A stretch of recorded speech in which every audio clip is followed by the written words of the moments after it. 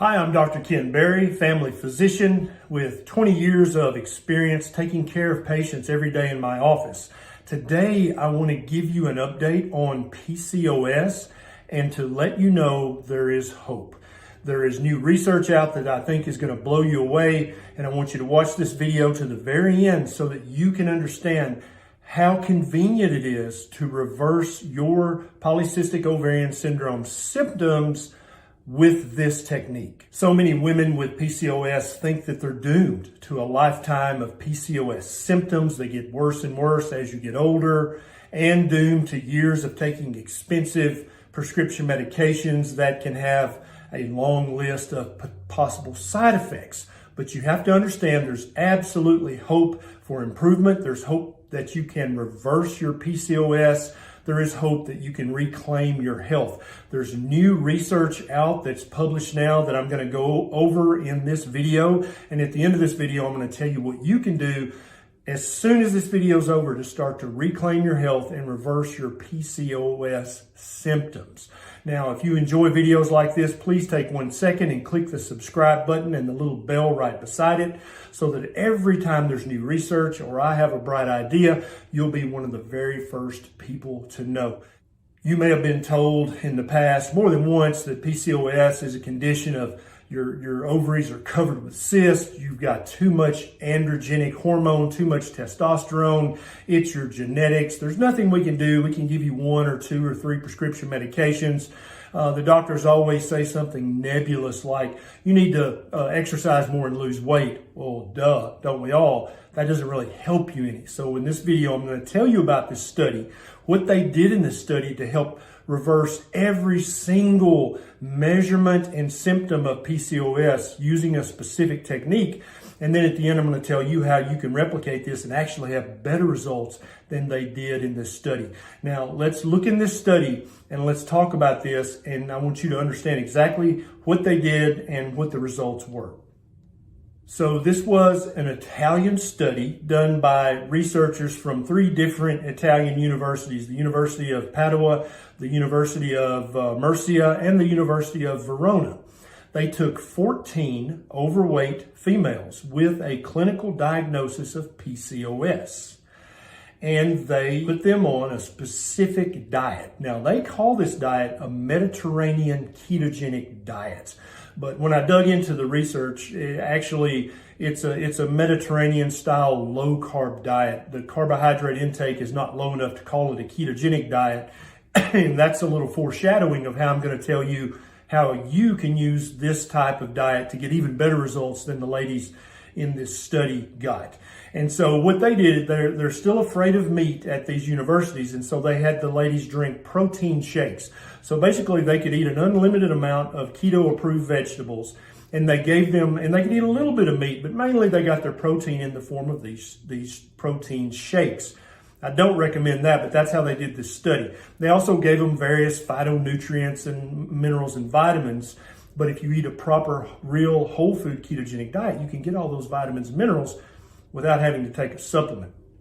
And so they put these ladies on this diet, and they followed them for 12 weeks of eating this Mediterranean low-carb diet with protein shakes and some supplements. And you're going to be blown away with what just this kind of what I would consider a half-hearted ketogenic attempt. They had amazing results in their numbers.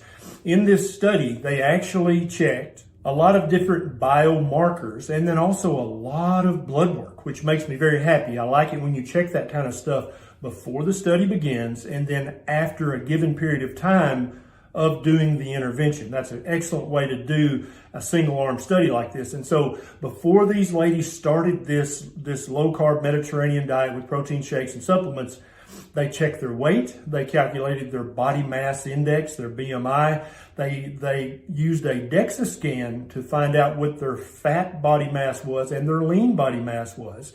Then they drew blood work, they checked their glucose, their insulin, they calculated their HOMA-IR, which is an indication of how insulin resistant you are, and that's very important for PCOS. They checked a lipid panel, they checked a free and total testosterone, they checked a progesterone, they checked an estradiol, they checked an LH, or luteinizing hormone. They checked an FSH, or follicle stimulating hormone.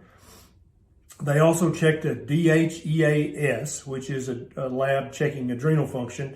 They checked their sex hormone binding globulin, an SHBG, and they also calculated their Ferriman-Galway score, which is a score doctors use to detect how hirsute you are, basically how much inappropriate body hair you have. And you know, with PCOS, you can have inappropriate body hair in more amounts than you should have, and in places that you shouldn't have hair. You can have hair with PCOS. And so they used this score to calculate just how bad their body hair situation was. Now, what did they find? Check this out. They found that in these 14 women, after 12 weeks of doing a low-carb Mediterranean diet, which they call keto, the average woman had lost 9.4 kilograms, which is right at 20 pounds. With this half-hearted ketogenic diet, they lost 20 pounds in 12 weeks. That's pretty nice. And this was weight loss across the board. Some women lost more, some lost less, but they all lost weight. But here's the important thing. I'll get to in a minute. Their BMI score went down an average of 3.3 points, which is huge. If you know your BMI now, just imagine subtracting 3.3 from that number. That would be pretty nice.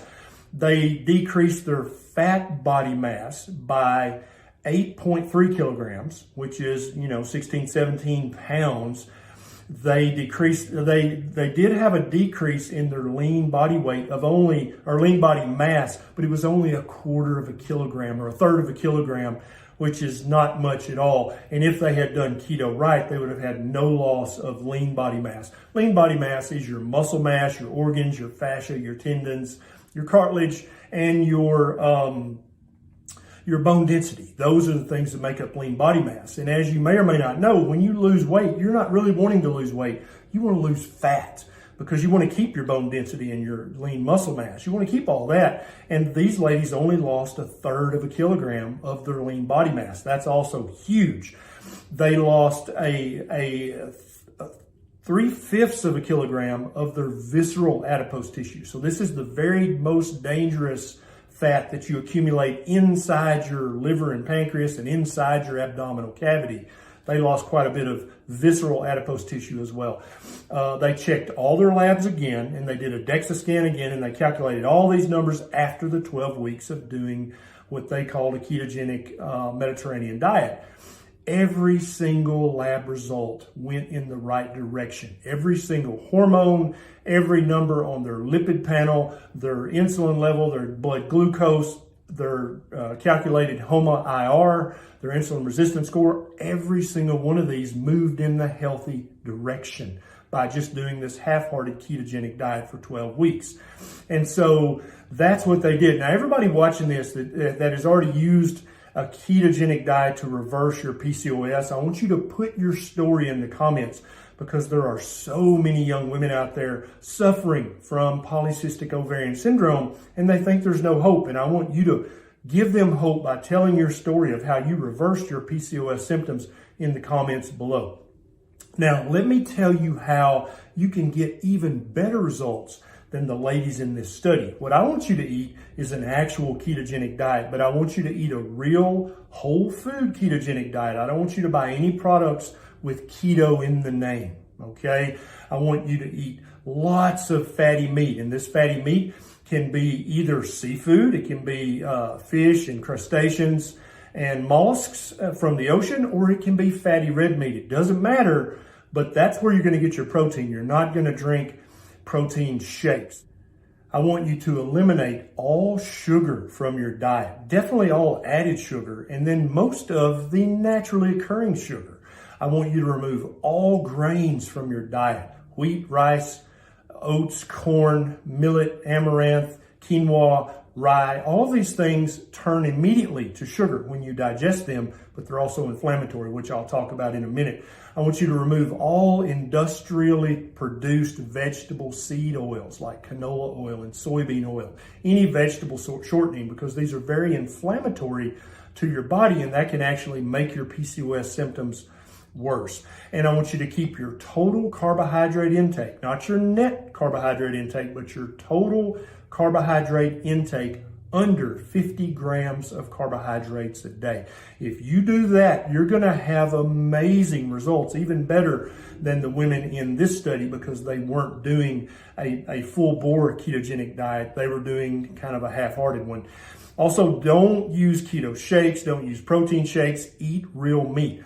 Protein shakes might have protein. However, we don't know how much of that protein is actually absorbable and bioavailable for use by your body, because you don't know where that protein came from. But if you're eating real meat, or whether it's from the sea or whether it's from the pasture, you know you're getting protein that's 100% usable by your body, because our species has been eating that for 200,000 years. Our body knows exactly how to get that protein out.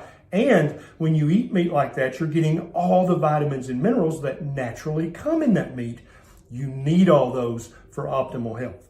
So now you know your PCOS symptoms are not coming from your genetics or from some unknown cause, or you've got too much androgen hormone. It's coming from eating too many carbs, which keeps your insulin level chronically high.